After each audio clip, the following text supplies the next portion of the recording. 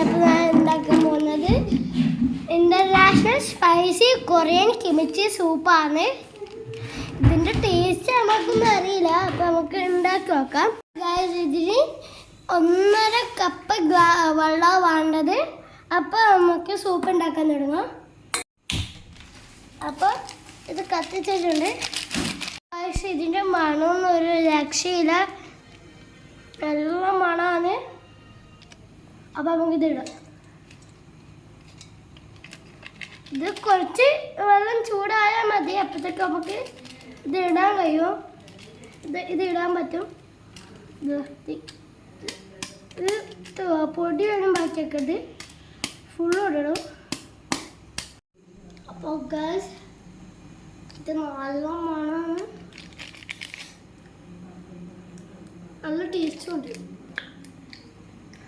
അപ്പോൾ ഗൈസ് ഞാൻ ഇത് ഇളക്കിക്കൊണ്ടിരിക്കുകയാണ്, എന്നാലും നമ്മൾ സൂപ്പ് റെഡി ആയിട്ട് വരും.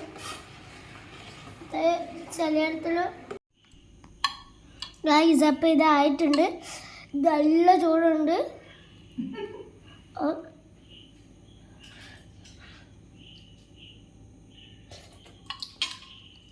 ആ ചോറാണ് ചുണ്ടലും മുൻപ്. അപ്പോൾ നല്ല ടേസ്റ്റ് ഉണ്ട്. അപ്പോൾ എല്ലാവർക്കും ഇഷ്ടപ്പെട്ട് വിചാരിക്കുന്നു. ലൈക്കും ഷെയറും സബ്സ്ക്രൈബും ബെല്ലൈക്കണും അമർത്തി പിടിക്കണേ.